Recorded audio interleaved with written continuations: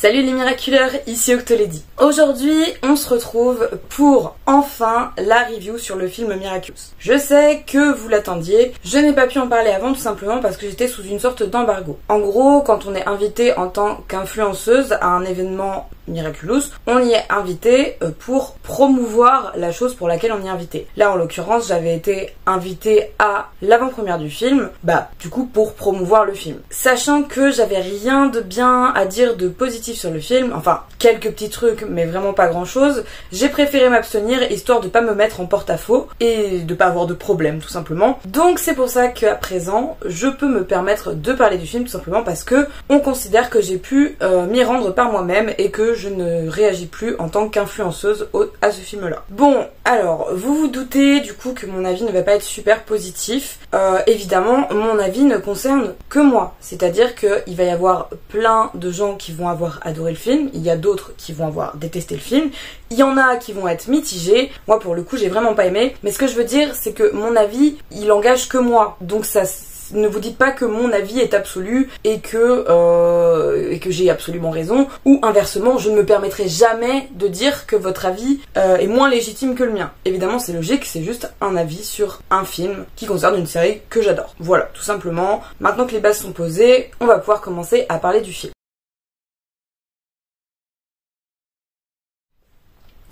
Alors forcément on va parler d'un film Miraculous, donc qui est à l'origine inspiré, moi j'avais envie de dire basé mais on va garder le truc inspiré, de la série Miraculous. Donc le film est produit, est réalisé, scénarisé et les musiques du film sont composées par Jérémy Zag, donc effectivement lui qui n'est normalement que producteur sur la série, donc forcément ça va faire une assez grosse différence avec la série déjà sur ce principe là. Alors évidemment il y a beaucoup de gens qui vont vous dire qu'il faut se détacher de la série en allant voir le film, tout simplement parce que le film déjà de 1 n'est pas canon, il faut le considérer vraiment comme une fanfiction, comme un multiverse, et il n'existe vraiment pas, hein, ça n'a rien à voir avec la série, mais pour ma part j'ai un peu de mal avec ça. C'est-à-dire qu'on parle quand même d'un producteur, donc Jérémy Zag, qui produit la série Miraculous. Et ce gars-là s'est dit un jour, waouh, la série que je produis, elle marche vachement bien, je vais faire un film avec ce produit dont je n'ai absolument rien créé, il a pas créé les personnages, il a pas créé le scénario, il a pas créé l'histoire, il a pas créé l'or, je vais prendre tout ça que je n'ai pas créé pour en faire un film et ce sera mon film, c'est mon Miraculous. Donc déjà moi à partir de ce moment là j'ai un peu de mal à me détacher de la série et à prendre du recul vis-à-vis de la série, dans le sens où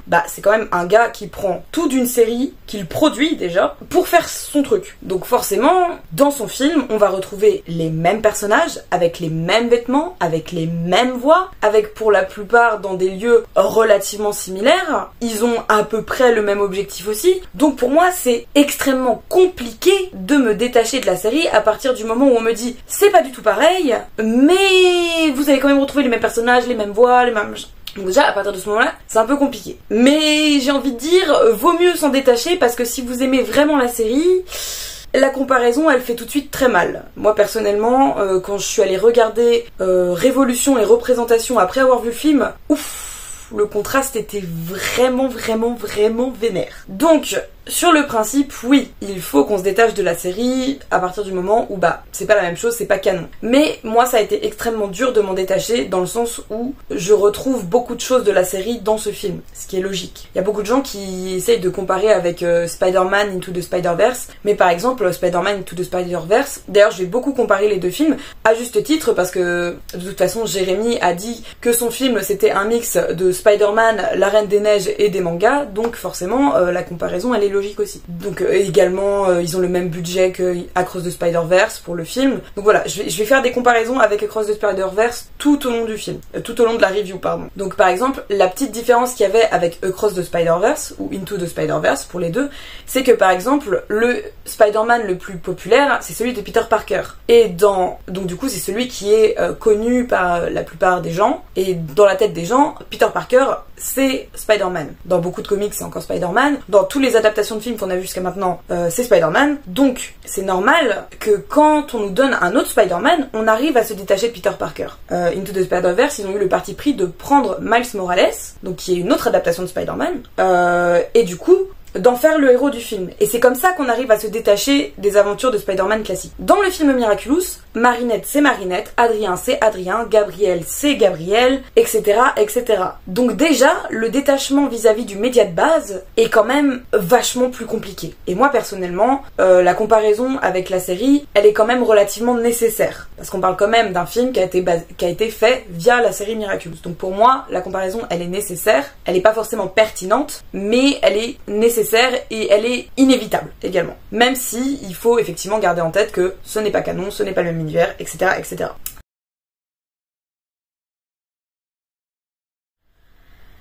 Donc le point le plus épineux, est-ce que j'ai aimé le film? Pas du tout. Vraiment, dire que j'ai été déçue serait un euphémisme. Je pense qu'il n'existe pas de mots pour décrire à quel point je n'ai pas aimé ce film. Pour vous dire, j'ai pleuré de rage et de colère à la fin du film. Je me suis demandé pourquoi j'étais là, je me suis demandé mais qu'est-ce qu'ils ont fait, mais à quel moment ils se sont dit que c'était une bonne idée sur tellement de choses. Donc non, j'ai pas aimé le film. En tant que fan de Miraculous, je me suis un peu sentie insultée par le film. Et ouais, j'ai mis un petit moment avant de m'en remettre. D'ailleurs, vous pourrez... Là, la review que vous voyez, c'est la deuxième review que j'enregistre. En réalité, j'ai enregistré une première review qui était le lendemain du film. Là, c'est une semaine après, donc je suis beaucoup plus à froid. Que vous pourrez retrouver cette review-là dans la description en vidéo non répertoriée. Parce que je pense que c'était pas super pertinent de la mettre sur la chaîne. Mais en tout cas, si vous voulez mon avis à chaud du film, ouais, c'était vachement moins posé que la vidéo que vous êtes actuellement en train de regarder. Enfin, tout ça pour dire que pour moi, j'ai pas aimé le film.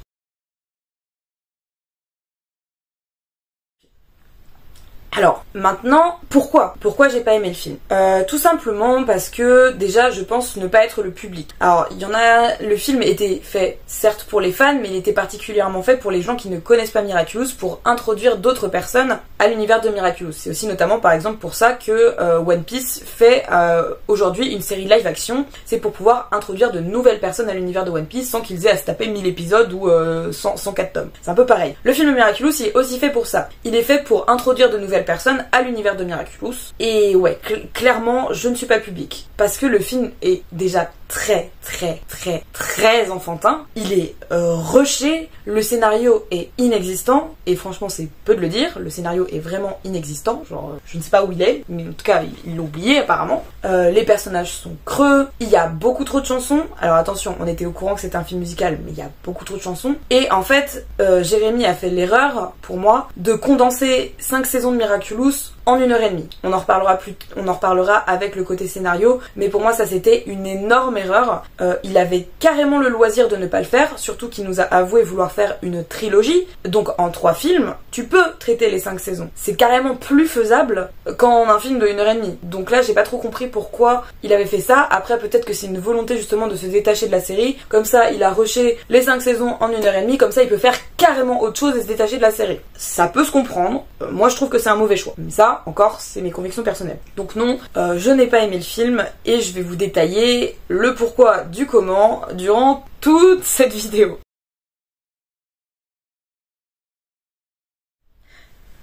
Alors, bien sûr qu'il y a eu des points positifs, hein. Évidemment, je suis pas non plus un monstre, il y a 2-3 petits trucs que j'ai vraiment aimés, mais ça se compte vraiment sur les doigts d'une seule main.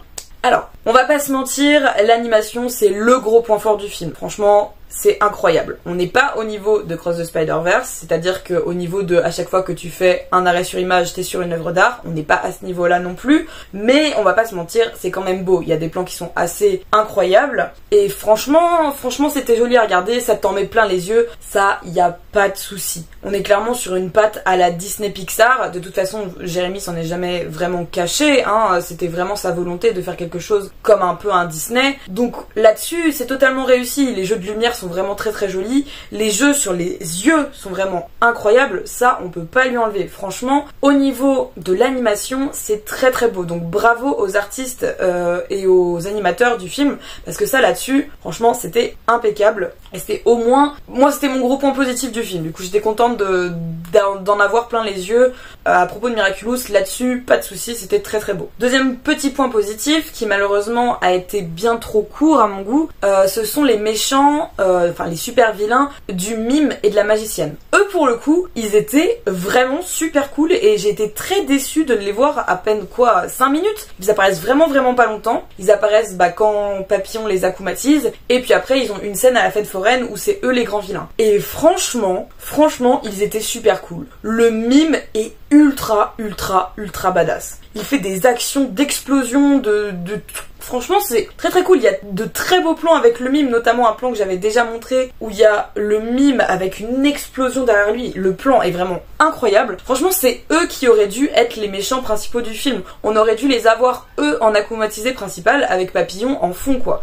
Et Papillon on aurait dû le revoir dans les deux autres films après. On reparlera du cas de Papillon après. Mais franchement eux ils étaient vraiment très très cool. Donc merci pour ces akumatisés là. Parce que du coup le mime malheureusement on l'a vu que dans un seul épisode de la saison 1. On l'a jamais revu après, j'ai jamais compris pourquoi, parce que quitte à refaire venir des akumatisés, franchement faites revenir des akumatisés aussi emblématiques que le mime. Là c'était très cool de le revoir dans le film, et en plus de ça on avait la magicienne avec lui, donc qui est un vrai plus pour le coup, la magicienne qui était vraiment très très jolie, au niveau du chara-design elle était incroyable, et qui avait des pouvoirs assez cool, donc franchement merci pour ce duo de vilains là, vraiment dommage qu'on les ait pas vus beaucoup plus parce qu'ils étaient super cool. Dernier petit point positif, et oui c'est déjà la fin au niveau des points positifs, c'est l'atelier de Gabriel. Ça c'est pareil, ça a duré 30 secondes je pense, et quand je dis 30 secondes c'est vrai, 30 vraies secondes, où on a vu un vrai atelier de Gabriel, c'est-à-dire que dans la série on le voit pas, on le voit gribouiller tout seul sur son écran, mais sinon on n'a jamais vraiment l'impression que c'est un styliste. Il a fait 2 défilés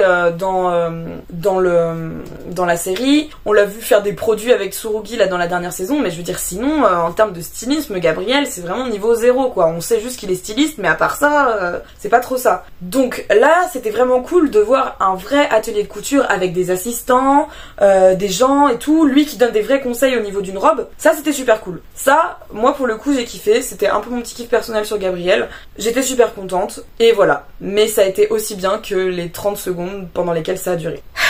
Et maintenant, on parle des points négatifs.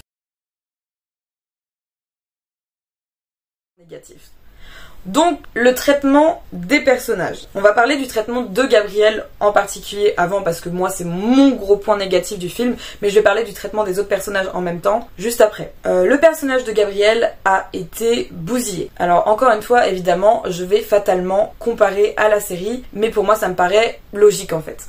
Dans la série, Gabriel, donc c'est le père d'Adrien, donc du héros principal. C'est un super vilain du coup qui a pris possession du Miraculous du papillon afin de pouvoir ressusciter sa femme. Et au fur et à mesure des saisons, il se détache de plus en plus de son fils, il sombre un peu plus dans la folie et tout simplement il devient carrément, jusqu'à en devenir carrément taré, jusqu'à risquer sa vie dans la dernière saison, se laissant complètement aller à sa folie quoi. Et c'est ça qui fait la richesse du personnage de Gabriel, c'est-à-dire que c'est un homme qui a arrêté de croire en fait et qui reste bloqué dans cette spirale infernale de la folie, et voilà quoi. C'est vraiment ce qui caractérise le personnage de Gabriel, c'est qu'il croit faire des actions pour le bien et au final il n'arrive jamais à se sortir de cette image là. Il a vraiment l'impression de faire ça pour le bien d'Adrien et il arrive jamais à s'en sortir, jamais à se remettre en question. Même Nathalie n'arrive pas à le sortir de ça. Il y a personne qui arrive à l'en sortir.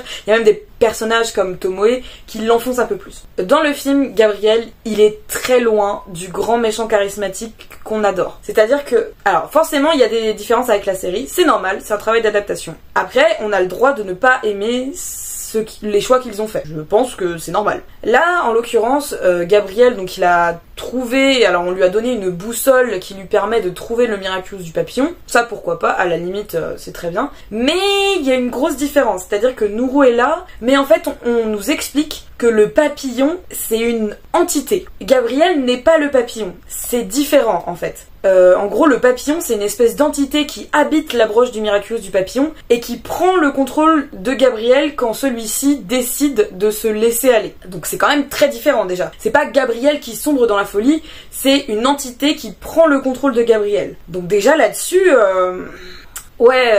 tu enlèves la responsabilité de Gabriel quelque part. C'est-à-dire que c'est lui qui choisit de se laisser consumer par le papillon, mais quelque part il est pas vraiment le papillon. Donc déjà, ouais bon, t'as envie de rendre le personnage de Gabriel gentil quoi. T'as envie de le rendre un peu plus, comment dire, aimé, je sais pas trop, un peu plus. Je trouve pas le mot tout de suite. Donc déjà là-dessus, moi j'étais pas trop d'accord, j'étais en mode bon, enlever la responsabilité de Gabriel, c'est pas dingue. Ensuite, deuxième chose, ils en font un père aimant. Alors je dis pas que Gabriel est pas aimant dans la série, je dis que il est vraiment prêt à tout pour le bonheur d'Adrien, pour la conception qu'il se fait du bonheur d'Adrien. Là, il y a une scène lunaire pour moi où Gabriel, il descend des escaliers en mode « Oh Adrien, où es-tu? Je t'ai cherché toute la nuit, il a une barbe de 3 jours, il a les cheveux tout ébouriffés, il est là en mode « Oh mon Dieu, mais qu'est-ce qui s'est passé, machin ?» Et ça, moi, j'y arrive pas.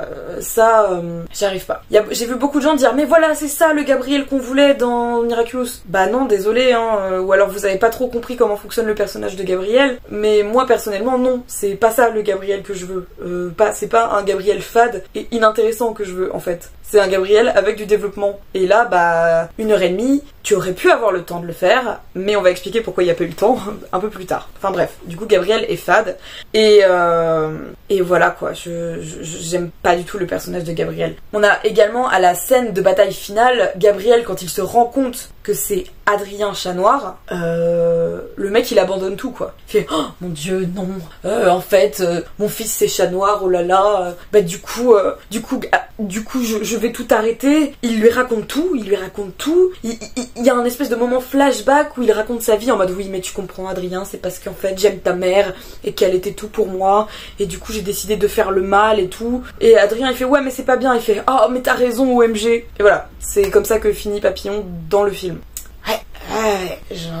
Non, moi ça c'est niet, c'est pas possible. En fait, la comparaison est beaucoup trop violente. Et là, en tant que fan de Gabriel, je suis obligée. Vous voyez, là pour moi c'est pas possible de dissocier les deux. Et là, ça m'a fait vraiment trop mal de voir le personnage de Gabriel traité comme ça. Il y a même un moment dans le film où il y a Adrien qui est hyper triste, hyper en déprime et tout. Et en fait, à ce moment-là, il montre une photo de la famille quand Émilie était encore en vie, et donc de Gabriel jeune. Et Gabriel a les cheveux longs. Et je vous jure dans la salle que tout le monde a éclaté de rire. Alors que c'est censé être une scène dramatique. Une scène full dramatique. Mais du coup tout le monde a rigolé parce que Gabriel avait changé de coupe de cheveux. Et tout le monde a rigolé 3 fois parce que les 3 fois le personnage est apparu quoi. C'est pas comme ça que tu traites ton vilain quoi. C'est pas ça qui est censé arriver quand il y a une scène dramatique et quand ton personnage, ton vilain principal apparaît à l'écran. C'est pas censé se passer comme ça en fait. Et ça c'est un échec pour moi. Ça c'est un échec. Bon, le personnage de Gabriel, bon allez, c'est pas ça.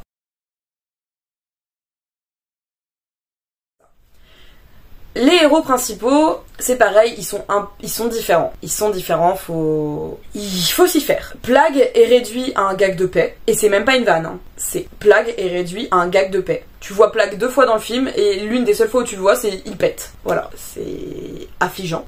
Tiki est devenue une énorme forceuse. Tiki c'est André le Glacier, hein. Tiki c'est devenu André le Glacier, c'est-à-dire que Marinette lui dit qu'elle ne veut pas être Ladybug, et lui fait si tu seras Ladybug, si tu seras Ladybug. Elle la force même la première fois à se transformer en Ladybug. Enfin bref, c'est bon. Tiki est pas très intéressante franchement.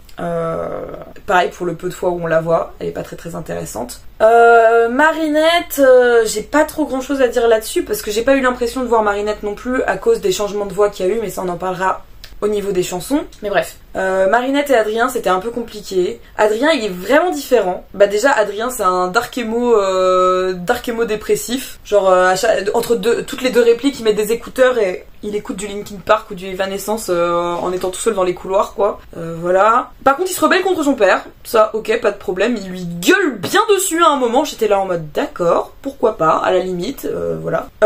Il est bien sassy en tant que Chat Noir. Et par contre l'histoire Adrien, Marinette, Ladybug, Chat Noir elle est claquée. Hein. Elle est vraiment claquée au sol. Hein. Genre t'as Ladybug elle lui dit littéralement on va te faire foutre connard et lui il tombe amoureux d'elle. J'étais là en mode ah d'accord bah parfait pourquoi pas. Et ouais leur histoire d'amour elle est non seulement elle est rushée mais elle est vraiment claquée quoi. Genre Elle n'a aucun sens. Elle n'a aucun sens.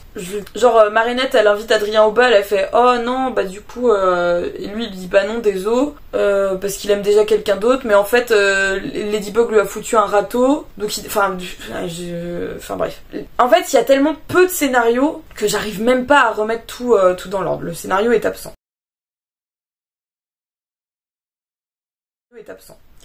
Mais justement, on va parler du scénario. Il y en a pas, hein, on va être très clair là-dessus. Il y en a pas et on va en parler via un autre point juste après. Il y en a pas parce qu'il n'y a pas le temps. Pourtant, en 1h30, tu as le temps. Et c'est là où, par exemple, je sais que j'ai beaucoup entendu cet argument-là en mode ouais, mais en 1h30, d'ailleurs c'est 1h45, hein, en 1h45, tu n'as pas le temps de développer 5 saisons de Miraculous. Mais frérot, personne n'a demandé à Jérémy de traiter les 5 saisons de Miraculous en un film. Personne ne lui a dit. C'était pas dans son cahier des charges. C'était pas imposé de traiter les 5 saisons de Miraculous. T'étais pas obligé de commencer et de finir en 1h30. C'était carrément faisable de ne pas le faire. Sachant qu'en plus Jérémy a dit qu'il voulait faire une trilogie. C'était carrément faisable de traiter tout Miraculous, ou en tout cas une nouvelle vision de Miraculous, sur 3 films, plutôt que sur 1h30. Là, sur 1h30, on a la rencontre, le fait qu'ils deviennent Ladybug et Chat Noir, le papillon, on combat papillon, on l'a les reveal, et en fait, il y a trop de choses en 1h30. Et trop de choses pas assez développées, tout simplement parce que il y a trop de chansons. Et ça, on y reviendra juste après. Mais donc en fait, si vous voulez, Jérémy, en vrai je vais parler des chansons et du scénario en même temps parce que c'est indissociable des deux. Jérémy nous a avoué qu'il avait d'abord écrit les chansons et qu'ensuite il avait écrit le film pour les chansons. Alors je sais plus comment il l'a formulé exactement, mais lui il a d'abord écrit le film et d'abord écrit les chansons et qu'ensuite il a écrit son film en se basant sur ses chansons. Forcément ça fonctionne pas. Ça ne fonctionne pas. Et ça se voit en fait. Parce que tu as vraiment l'impression que les chansons, elles sont là et qu'entre les chansons, tu as essayé d'écrire des bouts de scénario pour faire un fil conducteur. Et du coup ça fonctionne pas. Parce qu'il y a des gros plot holes, parce que les personnages sont pas assez développés, parce que tu vois que t'as essayé de mettre quelque chose sur les chansons en fait. Et ça fonctionne pas. Ça ne fonctionne pas, ça ne peut pas marcher. Et le fait est que le film est vide. Hein. Le film est vraiment vide. À part les chansons justement qui prennent énormément de place. On parle quand même d'un film d'1h45 dans lequel il y a 9 chansons. Même Disney, ils font pas ça, c'est genre criminel. C'est pas possible de faire ça. Donc forcément, quand tu donnes le pas aux chansons, bah il y a plus de place pour le reste. Et là, c'est le cas. Il y a pas de place pour le scénario en fait. Il y a pas de place pour le développement de personnages. Il y a pas de place pour les intrigues. Alors c'est bien de vouloir mettre des chansons. Il y a pas de souci. Moi, je les ai pas aimées. Ça, encore une fois, c'est un goût personnel. Il y a beaucoup de gens qui ont beaucoup aimé les chansons. Moi, ça m'a perturbé pour plus d'une raison. Mais ce que je veux dire, c'est que là, même si c'est un film musical, d'accord, le problème c'est que dans un film musical, il y a le mot film et un film, c'est un scénario normalement. Bah là, le film, c'est des chansons et un petit peu de scénario histoire de faire tenir le tout ensemble. Et pour moi, ça fonctionne pas. Ça ne fonctionne pas. Il y a pas assez de choses. Il y a pas assez de choses.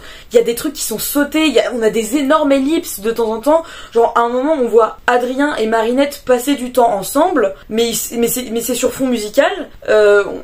C'est juste du temps qui passe. On le voit qu'il lui parle de sa mère, etc. Enfin, t'es ok, bon d'accord, il y a plein de choses qui ne fonctionnent pas. Il y a plein de choses qui fonctionnent pas. Et moi c'est pas possible en fait. Un film, j'ai besoin d'avoir de la matière. Et là j'ai pas de matière, il y a vraiment rien de palpable en fait. C'est vide, c'est très très vide en fait.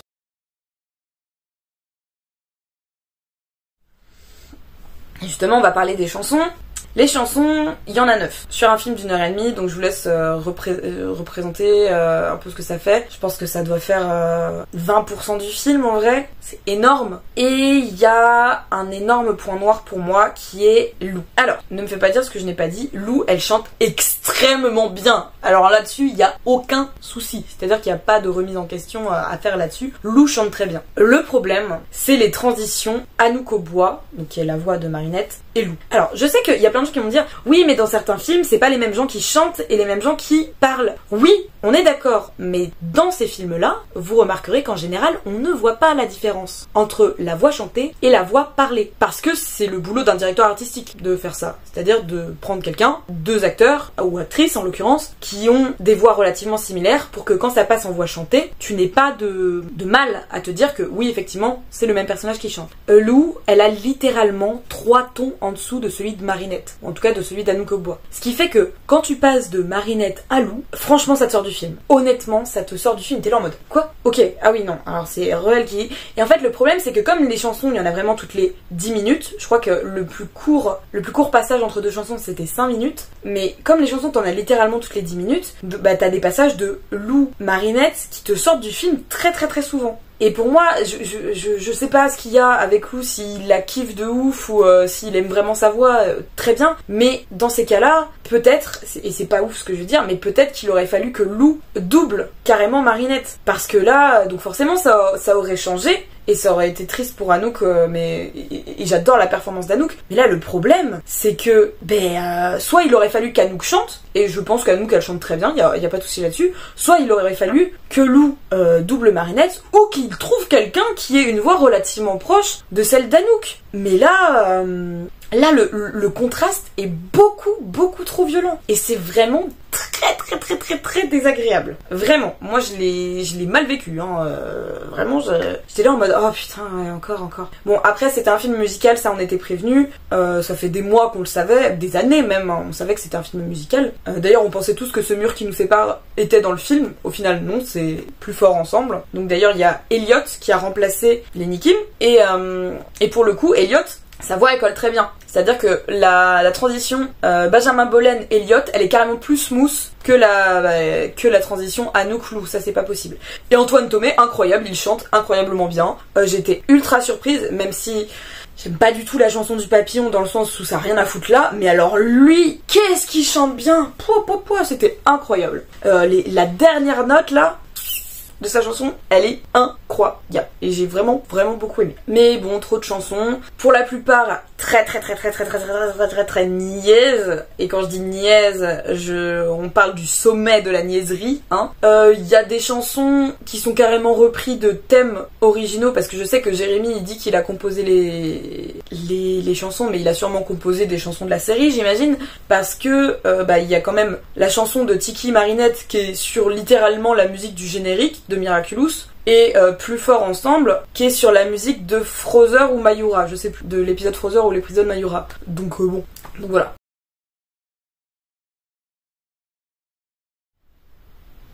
On va parler maintenant du fanservice. Alors, dans certaines œuvres, moi, le fanservice ne me dérange pas. Vraiment. Genre, dans certaines œuvres, le fanservice ne me dérange pas. Là, j'ai vraiment l'impression... Alors, c'est une fanfiction, hein, c'est sûr que ce film est une fanfiction, mais j'ai vraiment l'impression d'avoir lu la pire fanfiction ever. Où en fait, il y a quelqu'un qui dit « Hey, on va mettre tout ce que les fans veulent dans ce film. » Sauf que, en fait, vous voyez, c'est ça être scénariste aussi. Il y a une raison de pourquoi certains éléments de la série ne sont pas dans la série. Tu viens, bébé? Le fanservice, dans certaines œuvres, je suis carrément pour. Mais là, par exemple, concernant le film... Ah, bon, tu viens? Tu montes? Allez, monte! Désolée, intervention du chien.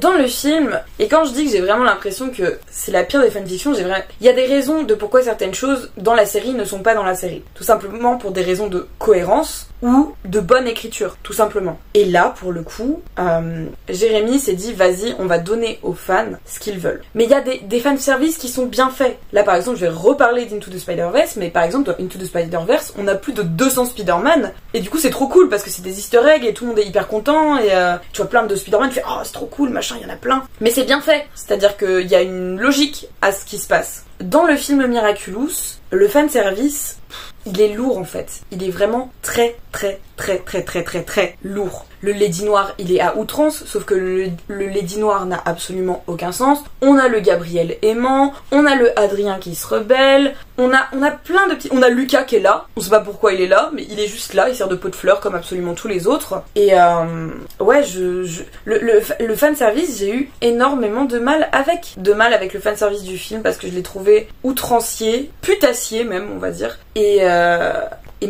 mal fait en fait, vraiment mal mis, donc voilà, moi c'est un aspect du film que j'ai encore une fois pas aimé.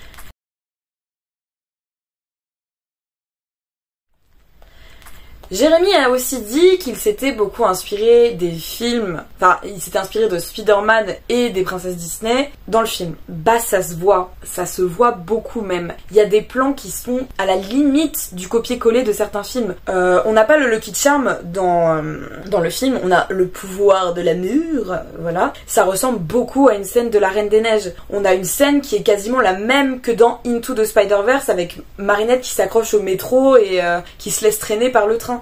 On a donc évidemment il y a beaucoup de références à Spider-Man, ça c'est clair, on en voit beaucoup et des fois ça me gêne. Moi par exemple le combat final c'était un copier-coller de Star Wars 3. Genre vraiment c'était un copier-coller, il y a même Papillon qui a la force à un moment. Non, vous pouvez pas faire ça. Là je suis sur la fin et j'arrête pas de me faire déconcentrer donc forcément j'arrive plus trop à trouver mes mots. Je vais sûrement d'ailleurs faire des add-ons à partir de maintenant. Je parlais des personnages tout à l'heure également, donc j'aimerais juste parler du personnage de Nathalie qui effectivement fait office de pot de fleurs également, qu'on voit pas trop. Le personnage de Chloé qui n'a absolument aucun sens. Bon, le terme harcelé est dit, apparemment il est jamais dit dans la série mais il faudrait que je revérifie quand même. Et elle n'a absolument aucun sens aussi parce qu'elle n'arrête pas de dire tout au long du film oui c'est moi qu'Adrien aime, tu vas voir c'est moi que Adrien va emmener au bal etc, c'est moi qui l'aime machin. Il y a absolument aucune interaction entre Adrien et Chloé de tout le film. À un moment faut être un peu logique aussi quoi,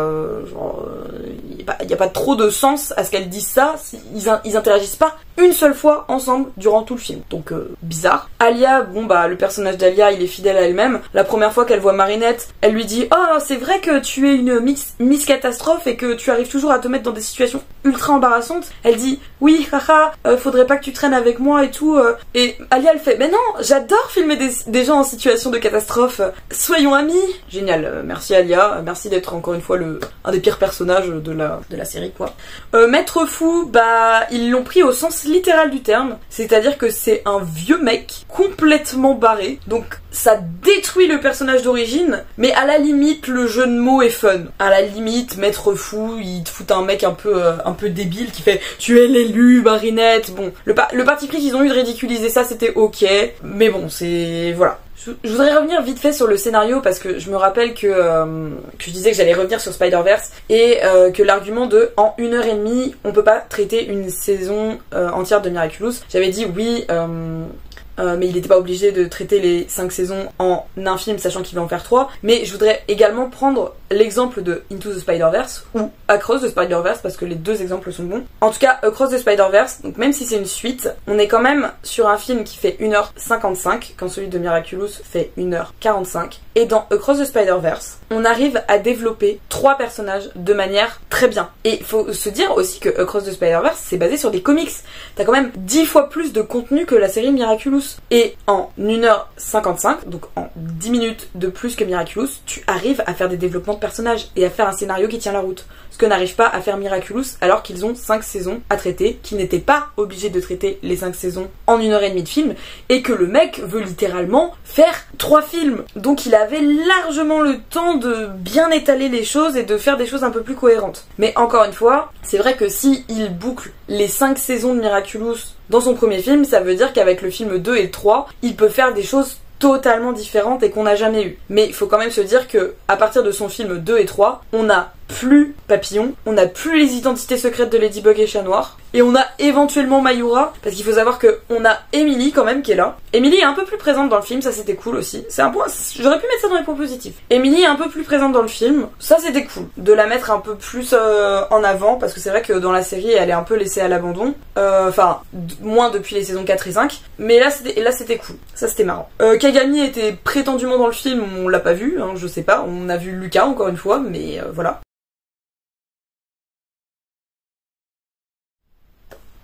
Bon, conclusion. Évidemment, j'ai pas aimé le film. Ça, vous pouvez en être sûre et certaine, je l'ai pas aimé. Je retournerai cependant sûrement le voir pour avoir un deuxième visionnage. Parce que à l'heure actuelle, là, quand je tourne, j'ai pas pu retourner le voir. Normalement, il y a des avant-premières encore partout en France le 26 juin, il me semble. Et je retournerai sûrement le voir à ce moment-là, s'il y a des avant-premières dans ma ville. Mais je j'avoue que, bon, même après une semaine, ou une semaine et demie, je sais pas depuis combien de temps je suis pas allée voir le... Mais j'avoue qu'encore aujourd'hui, je l'ai un peu en travers de la gorge, ce film. Tout simplement parce que j'ai vraiment l'impression que quelqu'un s'est amusé à dire, voilà, vous voyez ce que je peux en faire de ce film? Et ben voilà, je peux en faire ce que je veux. Je peux en faire n'importe quoi, quitte à ne rien respecter. Et c'est un peu comme ça que je l'ai pris. Maintenant, aujourd'hui, je sais qu'il faut que j'arrive à me détacher du truc. Et en vrai, en réalité, après avoir vu les épisodes 23 et 24, je me suis dit, mais qu'est-ce qu'on s'en fout de ce film? Oui, il est nul. Oui, il va sûrement faire plein d'entrées et ravir des dizaines, des centaines de gamins et probablement des fans de Miraculous également. Moi, j'ai pas été touchée par ce film, ça veut pas dire que ça va pas marcher auprès de plein d'autres gens. Et au final, est-ce qu'on s'en fout pas un peu de ce film? C'est-à-dire que, en fait, moi je l'ai pas aimé, mais est-ce que il va impacter la série en quoi que ce soit? Pas du tout. Il est pas canon et il le sera jamais. Donc il est pas canon et il le sera jamais. Donc en soi, allez le voir, faites-vous votre propre avis et puis ça rapportera des thunes toujours pour j'espère qu'elle soit réinjectée dans la série. Enfin on peut toujours rêver mais on espère que c'est ce qui se fera. Je suis contente pour Jérémy qu'il ait pu réaliser son espèce de rêve de faire un film à base de Miraculous, mais honnêtement s'il pouvait arrêter après ce premier film ça m'arrangerait. Bon, après, encore une fois, le fait qu'il ait réglé toutes les problématiques de Miraculous en un seul film, ça fait que les deux d'après vont vraiment être très différents de ce qu'on connaît. Et peut-être du coup que j'arriverai vachement mieux à apprécier le 2, dans le sens où en fait là on est sûr que ça sera plus du tout Miraculous. Ça va être les personnages, mais là on sera sur des intrigues complètement différentes parce que on aura eu le reveal, le méchant principal sera plus là, et Adrien et Marinette sont ensemble en connaissant leur identité secrète. Donc en vrai maintenant, je pense que pour moi il sera plus facile d'apprécier le second film plutôt que le premier. Parce que du coup le second film sera forcément plus loin de Miraculous que le premier. Je sais pas si vous comprenez ce que je veux dire. Donc en vrai, je suis plus hype. Enfin, et hype, c'est un grand mot, hein, mais je veux dire, je suis intriguée par ce que Jérémy pourrait faire pour le second film, plutôt que contente d'avoir eu le premier. C'est-à-dire qu'il y a eu cette chose, il y a eu le premier film, que j'ai envie d'oublier, mais ça ouvre des portes qui peuvent être potentiellement intéressantes pour un second film. Et je le dis sincèrement, hein, je le dis en ayant bien réfléchi et posé tout au long de cette vidéo là en fait, parce que je m'étais pas fait cette réflexion là avant, mais en soi, ça peut être intéressant et on verra ce que ça donnera à ce moment-là. Conclusion, j'ai pas aimé le film, voilà, et je vous invite à vous aller le voir pour vous faire votre propre avis, parce que à tout à l'heure. Parce que je vous invite à aller le voir et à vous faire votre propre avis parce que mine de rien, en fait, il y a quand même des gens qui ont bossé sur ce film. Malgré le fait que Jérémy soit producteur, réalisateur, scénariste, compositeur, il y a d'autres gens que Jérémy qui ont bossé sur le film aussi. Il n'y a pas que lui, il n'était pas tout seul non plus. Et en vrai, ne serait-ce que par respect pour tous ces gens, eh bien, il faut aller le voir et vous faire votre propre avis. Faut pas vous baser que sur mon avis à moi, qui a vraiment pas aimé du coup. Mais c'est pas grave, il y a d'autres gens qui ont vraiment aimé. Regardez, vous regardez Geekswhy ou vous regardez Mathilde, qui ont à l'heure actuelle déjà sorti leur vidéo. Eux, ils ont beaucoup aimé le film. Donc ça veut pas dire que vous ne l'apprécierez pas. Ça se trouve, il y aura des gens qui vont le kiffer de ouf. Genre vraiment. Et il y a d'autres gens qui seront peut-être de plus de mon avis. Mais en vrai, il n'y a pas d'avis unanime sur le film. C'est ça qui est assez intéressant. C'est qu'il n'y a pas tout le monde qui dit que c'est incroyable. Il n'y a pas tout le monde qui dit que c'est nul. C'est mitigé. Donc vraiment, allez voir le film. Faites-vous votre propre avis. Et puis voilà, moi je vais retourner à la série. Je vais retourner à la série que j'aime et à parler de la série. Peut-être qu'on ira voir le second film parce que je doute être invitée pour le second après cette vidéo. Mais peut-être qu'on ira voir le second film d'une manière un peu plus chill du coup. Et voilà. Et voilà. Et puis continuez à aimer Miraculous. Aimer le film ou non. Aimer la série ou non. Mais continuons à aimer Miraculous. Et voilà. Des bisous tout le monde.